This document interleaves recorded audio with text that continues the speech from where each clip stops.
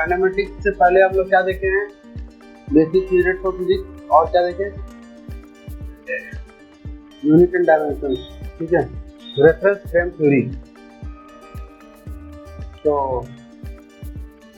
Reference frame theory क्या बताता है, मान लो कि तुम बस से जा रहे हो, ठीक है, अगर बस से तुम कहीं जा रहे हो तो तुम्हारे बस के अंदर जो लोग बैठे हुए हैं तुम्हारे साथ ही मूव कर रहे हैं, तो तुमको क्या लगेगा, तुम भी रुके हो वो भी रुका हुआ, ठीक है।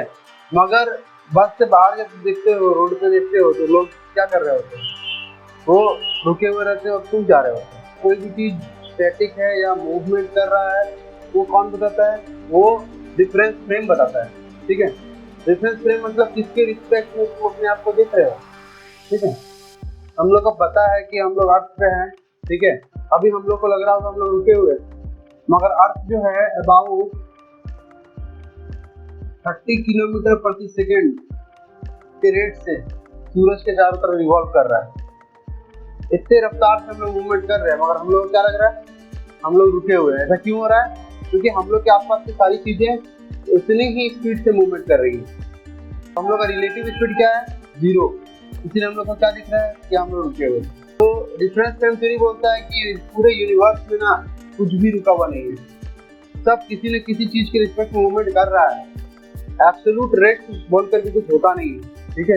रिलेटिव मोशन या रिलेटिव रेट होता है, मगर एब्सोल्यूट रेट नहीं होता है, ठीक है। तो कोई भी चीज रुका हुआ नहीं है, ठीक है। मगर हम लोग जब बोलते हैं कोई चीज रुका हुआ है तो किसी के रिस्पेक्ट में बोलते हैं, अर्थ के रिस्पेक्ट में बोलते हैं, है ना, कि अर्थ के रिस्पेक्ट में हम लोग अभी रुके हुए हैं। यहाँ पे हम लोग स्टार्ट करेंगे काइनेमेटिक्स, ठीक है। तो काइनेमेटिक्स में पहला पार्ट आता है तुम्हारा, ठीक है, फ्रेम ऑफ रेफरेंस, जो हम लोग डिस्कस किए, ठीक है। फिर बात करते हैं motion in a straight line, ठीक है। तो motion in a straight line देखो हम लोग का दो तरह का होता है, एक होता है रेक्टिलिनियर, एक होता है कर्विलिनियर। ऐसा मोशन, ठीक है, जो एक स्ट्रेट लाइन में होता है, ठीक है, उसको क्या बोलते हैं, रेक्टिलिनियर। जैसे तुम एक स्मॉल आइस से एक बॉल को गिराए तो वो अर्थ पे डायरेक्ट गिरेगा ना, तो ये मोशन हुआ सर, ये रेक्टिलिनियर मोशन हुआ, क्योंकि सर इसका मूवमेंट जो है वो एक स्ट्रेट लाइन में हुआ। वही अगर तुम बॉल को वर्टिकली ड्रॉप नहीं करके ना हॉरिजॉन्टली, तो एक एंगल पे ना बॉल को तुम थ्रो तो वो ऐसे जाके कहीं गिरता है ना। इस तरह का मोशन को क्या बोलते हैं, कर्विलिनियर, ठीक है, एक कर्व को फॉलो करता है, ठीक है। इस तरह के मोशन को क्या बोलते हैं, कर्विलिनियर। तो हम लोग जब भी फिजिक्स में कुछ भी सॉल्व कर रहे होते हैं तो पार्टिकल को पॉइंट पार्टिकल मान के हम लोग सॉल्व करते हैं। तो पार्टिकल के बदले में एक पॉइंट बनाते हैं। कभी भी ऐसा कुछ पार्टिकल बनाते हैं क्या, उसको हम ऐसे थ्रो किए हैं, हम लोग डायग्राम में भी हमेशा पॉइंट बनाते हैं।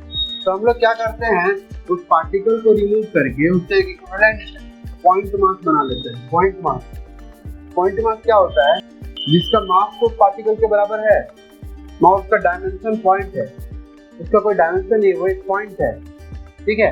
तो उसका सारा ऑब्जेक्ट का सारा मास को ना हम ऑब्जेक्ट के सेंटर ऑफ मास में ना कंजर्व कर लेते हैं, यहाँ पे सेंटर ऑफ मास में, और उस ऑब्जेक्ट को रिमूव करके बस वो सेंटर ऑफ मास को रिप्रेजेंट करते हैं, रिस्पेक्ट में हम उसका बात करते हैं, ठीक है, समझ में आया बात, इस सेंटर ऑफ मास के रिस्पेक्ट में उसका बात करते हैं, ठीक है। तो कोई भी ऑब्जेक्ट को उसके इक्विवेलेंट एक पॉइंट मास में रिप्रेजेंट करके हम लोग मैथ को सॉल्व करते हैं। देखो 3 तरह का मोशन होता है, तुमको देखने को मिलेगा।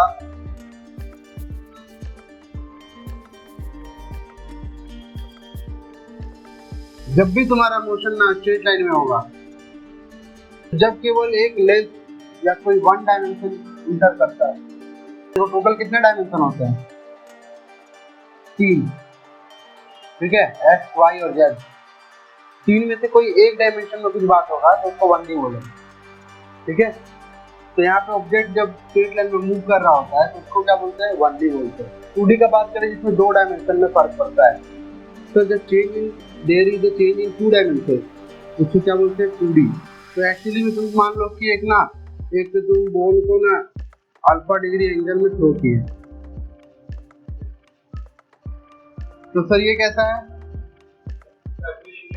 कल्विनियर भी है, मगर अगर हम डायमेंशन के रिस्पेक्ट में बात करें तो हम लोग इसको बोलेंगे 2D। क्या है? तो इसका हाइट भी चेंज हो रहा है और इसका डिस्टेंस की एक्सेस भी चेंज हो रहा है, ठीक है? तो ये 2 डायमेंशंस में चेंज है, इसलिए इसको क्या बोलेंगे 2 डायमेंशन। 3D मोशन तुम जैसे हम लोग पतंग उड़ा रहे हैं, ठीक है? तो तुम्हारा पतंग जो है वो कहीं भी जा सकता है पूरे आसमान में 3D में, है ना? वो यहाँ भी आ सकता है,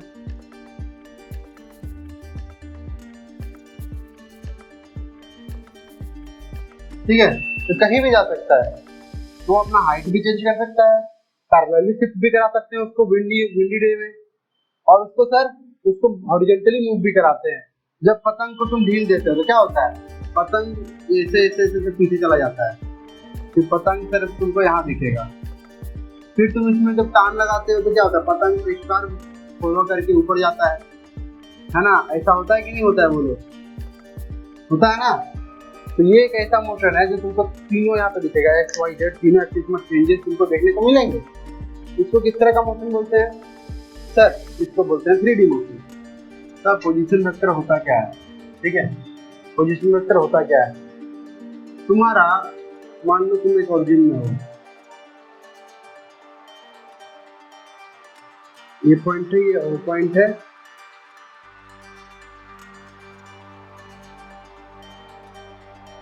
ठीक है? और तुम 3D में हो, तो इसमें क्या देखने को मिलेगा, x, y, z देखने को मिलेगा। इसको मान लो a, b, c मान लो, ज्यादा बेटर होगा। a, b, c, ठीक है? तुम्हारा जो पोजीशन है वो क्या है, a, b, c। तुम वहाँ पे कोऑर्डिनेट एक्सिस में वहाँ पे हो, ठीक है? तुम क्या किए, यहाँ से उठ के तुम यहाँ चले गए,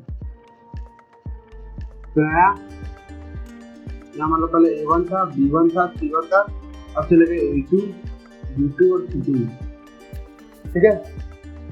तो तुम्हारा ओरिजिन के रिस्पेक्ट में पहले तुम्हारा पोजीशन वेक्टर कितना, देखो, चलो इसको मान लो R1 से रिप्रेजेंट करते हैं, इसको मान लो R2। तो R1 वेक्टर जो होगा A1 I head plus A2 J head तो B1 J head plus C1 K head, ठीक है? R2 वेक्टर मतलब इस पॉइंट B का पोजीशन वेक्टर क्या हो जाएगा, A2 I head plus B2 J head plus C2 K head. ये R1 वेक्टर R2 वेक्टर हमको पता है, ठीक है? तो मान लो तुमको A B वेक्टर चाहिए, तो B से भी जा रहे हो, हाँ? A B vector equal to क्या होगा, ठीक है? तो उसको हम पोजीशन वेक्टर के रिस्पेक्ट में रिप्रेजेंट कर सकते हैं according to law of triangle addition of vector. हम लोग को पता है कि द टू वेक्टर, देखो ये इधर ये इधर और ये इधर, अगर हम लोग का टिप एक वेक्टर का टिप दूसरे वेक्टर के टैब से मिल रहा है तो वो सर सीरीज में देखो टिप टेल ऐसा में लगा हुआ है। तो R1 वेक्टर और AB वेक्टर, इसका नाम क्या है, AB वेक्टर, इन दोनों को सम करेंगे तो जो वेक्टर अपोज करता है वो रिजल्टेंट वेक्टर कहलाता है। इसका टिप इसके टेल में है, टेल में ली इसकी टिप में ही, मगर सर ये दोनों सेम मैनर में थे, मगर ये अपोज कर रहा था OB वेक्टर। तो हम लोग को पता होगा now sir R1 vector plus AB vector equal to R2 vector होगा ना? तो AB वेक्टर क्या हो जाएगा, R2 vector minus R1 vector होगा ना? R2 वेक्टर का वैल्यू क्या दिया है sir, A2 I head plus B2 J head plus C2 K head. Similarly R1 vector का क्या दिया हुआ है, A1 I head plus B1 J head plus C1 K head. तो अगर इन दोनों का बात करें तो यहाँ पे आपको देखने को मिलेगा इन दोनों का जो रिजल्ट है, तो अगर I से घटेगा J से और K से, तो हम लोग क्या मिलेगा, A2 minus A1 I head plus B2 minus B1 J head plus C2 minus C1 K head. ये हमको क्या देखने को मिलेगा, AB वेक्टर का रिप्रेजेंटेशन, ठीक है? तो हम लोग को अगर पोजीशन वेक्टर इसका मालूम है, इसका मालूम है, तो हमेशा AB वेक्टर क्या होता है सर, देखो फाइनल पॉइंट का position vector minus initial point का पोजीशन वेक्टर, ये याद रखो। ठीक है, फाइनल पॉइंट का position vector minus initial vector. कैसे आया फिर वो क्लियर हो गया होगा। यहाँ पे क्या बोलेंगे, triangle law of vector addition. वहीं से ना पता चला कि ऐसा होता है सर। हाँ, तो ये हो गया सर पोजीशन वेक्टर। ठीक है, पोजीशन वेक्टर के सेट में कोई भी वेक्टर का हम लोग वैल्यू को निकाल सकते हैं। सिंपल याद रखना, अगर तुम ए से बी जा रहे हो, ए बी वेक्टर है तुम्हारा, तो हमेशा बी का पोजीशन वेक्टर माइनस ए का पोजीशन वेक्टर। बी का पोजीशन वेक्टर क्या था, R2 माइनस R1। डिस्प्लेसमेंट, ठीक है, डिस्प्लेसमेंट किसको कहते हैं, डिस्प्लेसमेंट बोलते हैं जब कोई ऑब्जेक्ट मान लो तुम्हारा पॉइंट ए से स्टार्ट किया है, ठीक है, वो पॉइंट बी में गया है, गया कैसे भी हो,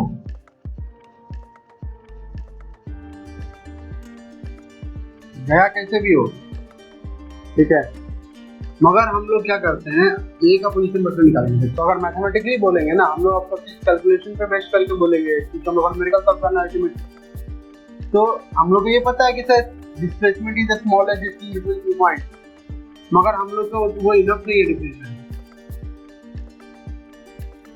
तो हम लोग को ये दिख रहा है, ठीक है, ऐसा होगा। मान लो यहाँ पे ठीक है, तो हम लोग को क्या करना होगा, अगर हमको ए बी वेक्टर चाहिए तो क्या होगा sir, R2 vector minus R1 vector, है ना। अगर हम मान लो इसको बोले कि इसका जो है डायरेक्शन है ईटा है, तो ए बी वेक्टर बोल सकते हैं R2 vector minus R1 vector का मॉड ईटा है, वेयर ईटा हेड क्या है, unit vector along that direction, unit vector along that direction है। अगर हमको ईटा हेड चाहिए होगा तो हम लोग क्या बोल सकते हैं, देखो R2 vector minus R1 vector equal to R2 vector minus R1 vector का मॉड इनटू ईटा है, इसलिए ईटा हेड क्या हो जाएगा, R2 vector minus R1 vector whole divided by mod of R2 minus R1। होगा कि नहीं होगा, ये यूनिट डायरेक्शन अगर कोई वेक्टर के डायरेक्शन में निकालना होगा तो ये तो होगा। और सर ये जो हो गया मेरे को ए बी वेक्टर जो है वो हम लोग को देखने को मिला कि वो डिस्प्लेसमेंट है, उसका क्या है, डिस्प्लेसमेंट है। ठीक है, क्लियर है। तो यही देखो नोट्स में क्या लिखा हुआ है, position vector of final point minus position vector of initial point. ठीक है, हम यहाँ R2 R1 से रिप्रेजेंट किया है। ठीक है, चलो नेक्स्ट एक बात लिखा हुआ है, displacement is independent of the observer if there is no relative motion between the observer and the origin या coordinate axis, ठीक है, then देखो क्या बोल रहा है, देखो displacement is independent of the observer। मान लो यहाँ एक ऑब्जर्वर है, ऑब्जर्वर क्या होता है सर, ऑब्जर्वर एक पार्टिकुलर पॉइंट होता है जिसके रिस्पेक्ट में हम लोग डिस्प्लेसमेंट निकाल सकते हैं। तो अगर हम बात करें इसके रिस्पेक्ट में बात करें तो ये R1 है, R1 डैश हो जाएगा और हो जाएगा R2 डैश। मगर जब सर इसके रिस्पेक्ट में भी निकालेंगे ना तो हर जगह क्या लग जाएगा, R2 dash R1 dash R2 dash R1 dash R2 dash R1 dash R2 dash R1 dash R2 dash R1 dash. तो ऑब्जर्वर एक ऐसा पॉइंट होता है जहां से हम लोग कोई पॉइंट को ऑब्जर्व करते हैं। ठीक है, ऑब्जर्वर खुद रुका हुआ होता है, वो पॉइंट मूव करते हैं। ठीक है, तो हम लोग को देखने को मिल रहा है कि ऑब्जर्वर यहाँ पे फिक्स है, ऑब्जर्वर रुका हुआ फिक्स है। जब ऑब्जर्वर फिक्स रहता है या रुका हुआ रहता है तो तुम्हारा यहाँ का पोजीशन वेक्टर जो है, मतलब तुम्हारा पोजीशन वेक्टर है, वो दोनों के लिए सेम है। और वो पोजीशन वेक्टर में रिस्पेक्ट टू ओरिजिन जब फर्क नहीं पड़ रहा, वो हमेशा वैसा रह रहा है। ठीक है, इसीलिए बोल रहा है जब ऑब्जर्वर स्टेशनरी या रुका हुआ रहता है तो उसका इफेक्ट जो होता है हम लोग का पोजीशन वेक्टर पे नहीं पड़ता है। ठीक है, इसलिए उसका डिस्प्लेसमेंट इफेक्ट नहीं पड़ता है ultimately.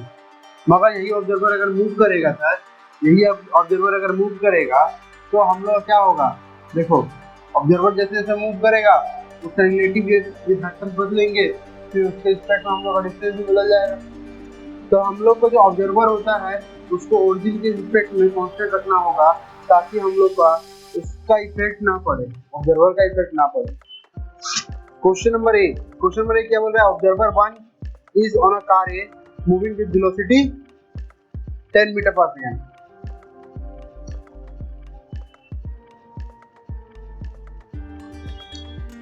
along positive direction of x axis,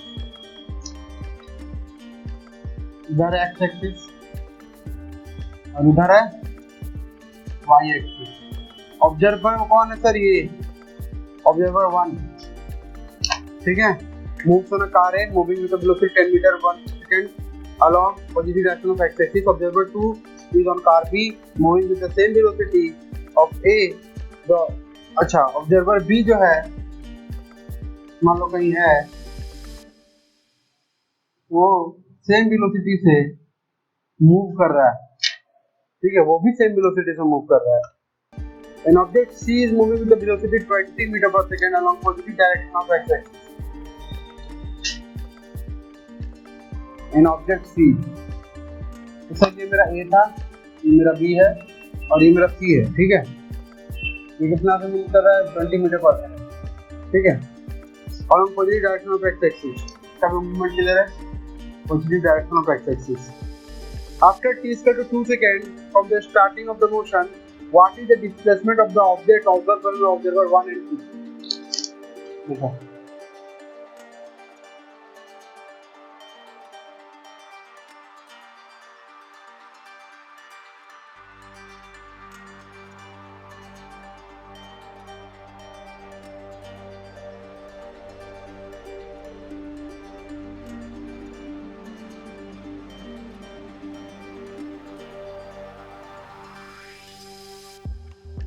तो मान लो ये कुछ दूर गया है, ये सी वाला 20 मीटर पर सेकंड के साथ है positive direction of x axis के अलॉन्ग, ठीक है। उसका स्पीड था 2 सेकंड के बाद, आफ्टर 2 सेकंड मान लो ये यहाँ पहुंचा है, ठीक है, मान लो ये यहाँ पहुंचा है, ठीक है, 2 सेकंड के बाद यहाँ पहुंचा है। तो अगर ऑब्जर्वर ए से बात करेंगे सर, तो R1 वेक्टर ये होगा, R2 वेक्टर ये होगा ना। हम लोग को पता है अगर वो 20 मीटर पर सेकंड से स्टार्ट कर रहा है, 2 सेकंड के बाद कितना दूर गया होगा? 40 मीटर गया होगा ना। अगर मेरा स्पीड 20 मीटर पर सेकंड है तो 40 मीटर गया होगा ना इस डायरेक्शन में। हाँ, तो अब देखो, अब तुमको एक चीज पता है कि ये अगर हम लोग का 10 मीटर पर सेकंड से मूव कर रहा है पॉइंट, और ये भी अगर 10 मीटर पर सेकंड से मूव कर रहा है, तो हम लोग को दोनों ही डाटा सेम देगा। अगर ऐसे भी करेंगे तो क्या मिलेगा?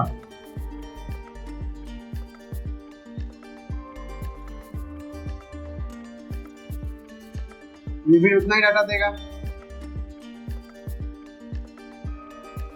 तो सर ऑब्जर्वर 1 और 2 से ये डिस्प्लेसमेंट तुमको ऑब्जर्व होगा वो कितना आएगा सर? 40 मीटर आएगा कि नहीं आएगा? हाँ, 40 मीटर आएगा। सिमिलरली अगर बात करेंगे, ठीक है, what is the displacement of the object observe by the observer 1 and 2 हो गया, ठीक है। तो ऑब्जर्वर का मूवमेंट पे इसका कोई डिपेंडेंसी नहीं रहा, ठीक है। अच्छा, ये रिलेटिव एक दूसरे पे बात कर रहे हैं, मगर ओरिजिन के स्पीड में हमेशा चेंज आ रहा है। ओरिजिन तो यहाँ रुका हुआ है सर। अगर ओरिजिन के स्पीड में बात करें तो अब मेरा डिस्प्लेसमेंट जो है R1 बदल के R1 डैश हो गया, R2 बदल के R2 डैश हुआ है, तो पोजीशन वेक्टर जो है वो बदल रहा है आगे, तो वो डिपेंडेंट हो गया है किस पे? ऑब्जर्वर पे। अगर वही R1 और R2 कभी नहीं बदलता, यदि रुका हुआ रहता, तब तो हमको बोलना भी नहीं पड़ता कि वो ऑब्जर्वर जो है पोजीशन डिपेंडेंट है। हम लोग का पार्टिकल जो है वो A से B गया है, ठीक है। तो हम लोग को चाहिए ये, हमको चाहिए ए बी वेक्टर, है ना। उसका वेक्टर की वही डिस्प्लेसमेंट होगा। तो एक काम करोगे, ओरिजिन से ना ए को मिलाओ, तो ये हो जाएगा R1 हेड, ओरिजिन से बी को मिलाओ, ये हो जाएगा R2 हेड, ठीक है। हम लोग को पता है कि ए बी वेक्टर हो जाता है final minus initial, R2 head minus R1 head. Coordinate given है सर, तो R2 हेड कितना हो जाएगा? 3i head plus 2j head होगा। R1 कितना हो जाएगा? 2i head plus j head होगा। i से i घटेगा, i हेड आएगा, j से j घटेगा, j हेड आएगा। ये मेरा हो गया डिस्प्लेसमेंट, ये हो गया मेरा डिस्प्लेसमेंट, ठीक है। अगर इसको मैग्नीट्यूड और एंगल फॉर्म में लिखे ना, देखो कोई भी रेक्टेंगुलर फॉर्म को ना हम लोग पोलर फॉर्म में बदल सकते हैं। ये क्या होता है सर, सिस्टम होता है, इसमें रिप्रेजेंटेशन था। तो इसमें sir i hat plus j hat, ये किसमें लिखा हुआ है, कार्टेशियन कोऑर्डिनेट में, इसमें लिखा हुआ है कार्टेशियन कोऑर्डिनेट। अब हम इसका पोलर फॉर्म रिप्रेजेंटेशन दिखा रहे हैं। तो करते क्या है कि कार्टेशियन फॉर्म में कुछ भी लिखा रहेगा तो उसको पोलर फॉर्म में करने के लिए हमको आई एट का, देखो आई एट का क्वेश्चन कितना है 1, 1 का स्क्वायर लिखेंगे, जे एट का क्वेश्चन कितना है 1, 1 का स्क्वायर लिखेंगे, रूट करके करेंगे angle of tan inverse j hat का क्वेश्चन कितना है 1, फिर आई एट का क्वेश्चन कितना है 1, डायरेक्ट। ठीक है, तो हम लोग को मिलेगा √2 जो तुम बोले थे सर, और एंगल ऑफ π/4 या 45 डिग्री भी लिखता है बोलते हो। ठीक है, अगर मेरा A I hat plus J B J hat है तो इसका सर पोलर फॉर्म में प्रेजेंटेशन होता है, फॉर्मूला होता है root under A square plus B square angle of tan inverse b/a। ठीक है, it is the formula to represent any Cartesian form to polar form. Displacement में जैसा डायरेक्शन का सेंस होता है उसके विपरीत डिस्टेंस में ऐसा कोई सेंस नहीं होता। अगर एक पार्टिकल है सर यहाँ से ऐसे ऐसे करके जाना शुरू करता है, ठीक है, यहाँ पहुंचा है तो एक रस्सी लोगे, इसको ऐसे ऐसे सेट करोगे,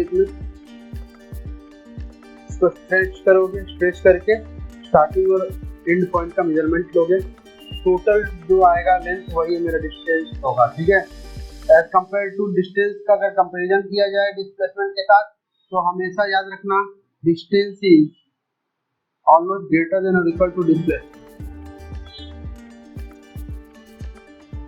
ठीक है, 2 पॉइंट का मिनिमम दूरी क्या होता है, डिस्प्लेसमेंट होता है। ठीक है, तो हमेशा डिस्टेंस से बड़ा या बराबर हो सकता है, कभी छोटा नहीं हो सकता। तो अच्छा, वेलोसिटी का बात करें अगर, वेलोसिटी क्या होता है सर, वेलोसिटी को हम लोग सर जी से दिखाते हैं, वो होता है displacement by time, displacement by time. तो चेंज इन डिस्प्लेसमेंट पर सेकंड इज कॉल्ड वेलोसिटी। ठीक है, तो वेलोसिटी से दो तरह का होता है, एक होता है एवरेज और एक होता है इंस्टेंटेनियस। ठीक है, इंस्टेंटेनियस होता है और एक होता है एवरेज। एवरेज वेलोसिटी क्या होता है, delta S by delta T. मान लो तुम अपना जर्नी स्टार्ट किए,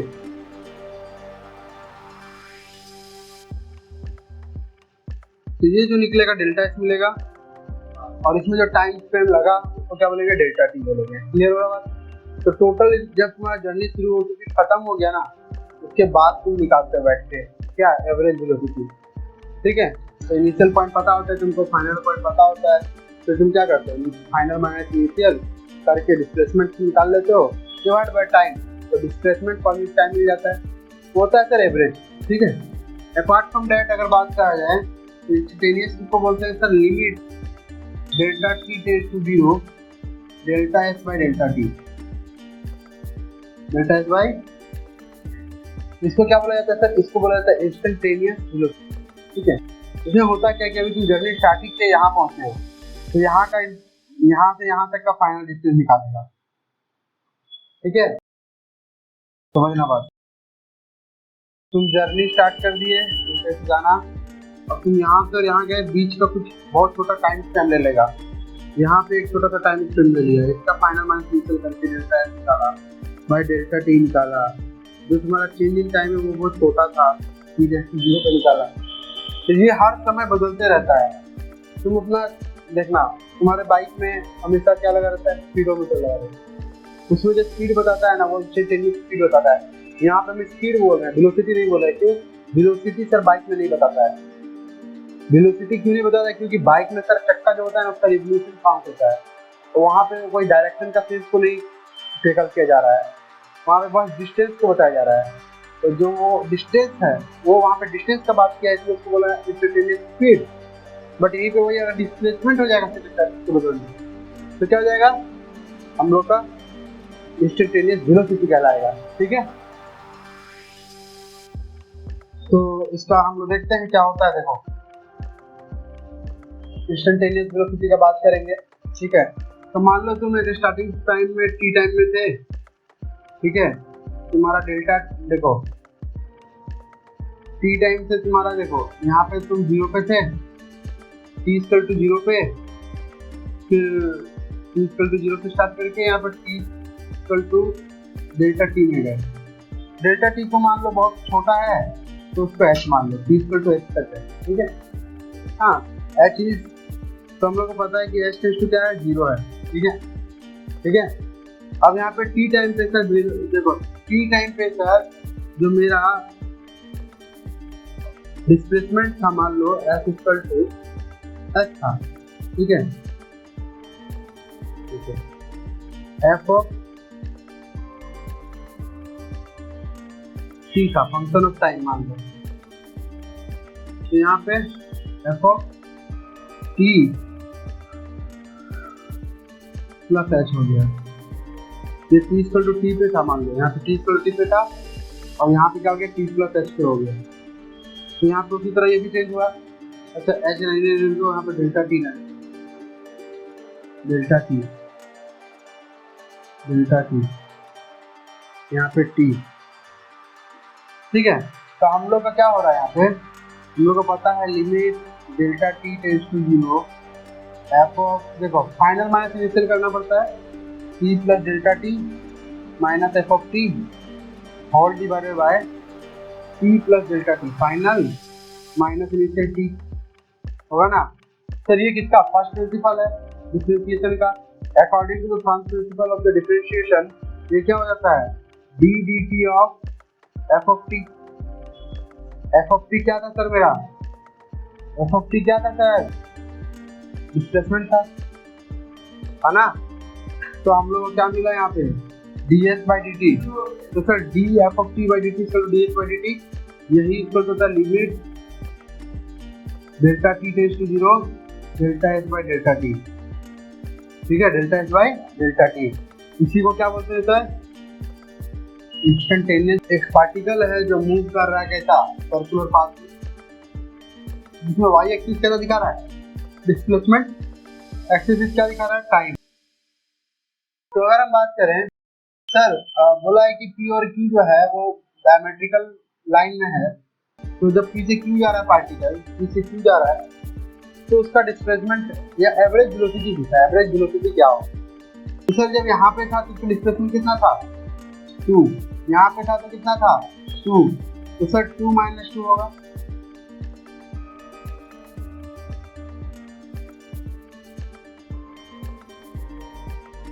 क्योंकि सर हाइट यहाँ पे भी 2 है, यहाँ पे भी 2 है, तो डिस्प्लेसमेंट, हाँ डिस्प्लेसमेंट तो वाई एक्सिस है ना, हाइट 2 या हाइट 2, 2 में से 2 क्या 0, टाइम कुछ भी रहे सर, एवरेज वेलोसिटी 0 रहेगा। इंस्टेंटेनियस वेलोसिटी होता है sir ds by D T, ठीक है, ds बाई डी टी ऐसे जो वेक्टर, ठीक है, हम लोग मैग्नीट्यूड का बात कर रहे हैं, ठीक है। तो हम लोग को उसके लिए क्या करना पड़ेगा सर, y में s है, s में t है, तो एक काम करो, ये नॉर्मल हो गया, अब इसको s और t के रूप में लिखो, s और ये हो गया मेरा t, होगा ना। अगर x y रहता तो ऐसे रिप्रेजेंट करते हैं, यहाँ पे y की जगह s है और x की जगह t है, यहाँ जब y था वहाँ s लिख दिए, या s था वहाँ पे। अब यहाँ से हमको ds बाई dt निकालना होगा, ठीक है। अब एट t इक्वल टू कितना बोला है, तो हमको निकालना होगा, पहले ds बाई dt निकाल लो, ds बाई dt हो जाएगा, देखो अगर हम इसको बहुत सा डिफरेंशिएट करते हैं विद रिस्पेक्ट टू टाइम तो कुछ ऐसा दिखेगा, हम लोग को देखो यहाँ दिखाना है। अगर हम इसको डिफरेंशिएट करते हैं with respect to s, sorry हम लोग क्या दिख रहा है, s माइनस 2 का square equal to 4 t minus 2 का स्क्वायर। सर हमको ddT करना होगा बोथ साइड, s माइनस 2 का square equal to 4 ddT of t minus 2 का स्क्वायर।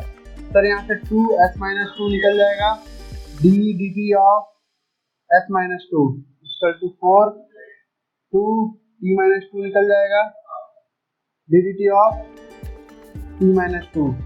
चैन रूल लगाएं सर, 2s माइनस 2 यहाँ पे dt ds बाई dt हो जाएगा और कांस्टेंट का डिफरेंशिएशन 0 होता है। Similarly 4 into 2 into t minus 2 और ये 1 हो जाएगा और ये 0 हो जाएगा, तो यहाँ से हमको मिलेगा 2s, अच्छा 2 रहने दो यहाँ पे, 2 से 2 खत्म, ठीक है।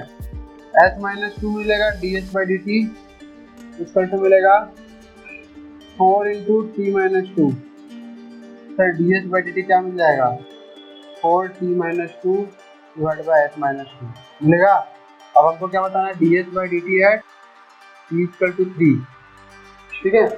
तो हम लोग को क्या करना पड़ेगा, ds बाई dt है, t इक्वल टू 3 पूछा है, तो हम लोग क्या करेंगे सर, पहले देखो t इक्वल टू 3 पे s का वैल्यू भी निकाल लेना पड़ेगा, क्या पूछ रहा है यहाँ पे, तो t इक्वल टू 3 पुट कर लो यहाँ पे, s माइनस 2 का square equal to 4 minus 3 minus 2 का स्क्वायर, s माइनस 2 का स्क्वायर इक्वल टू 4 माइनस 1 का स्क्वायर 1 होता है, s माइनस 2 का square equal to 3, s minus 2 equal to root 3, s equal to root 3 plus 2। अब जहाँ पे t है वहाँ पे क्या लिख करेंगे हम लोग, 3 कर देंगे, और जहाँ पे s है वहाँ पे रूट 3 प्लस 2 कर देंगे, माइनस 2 हो जाएगा, ये खत्म।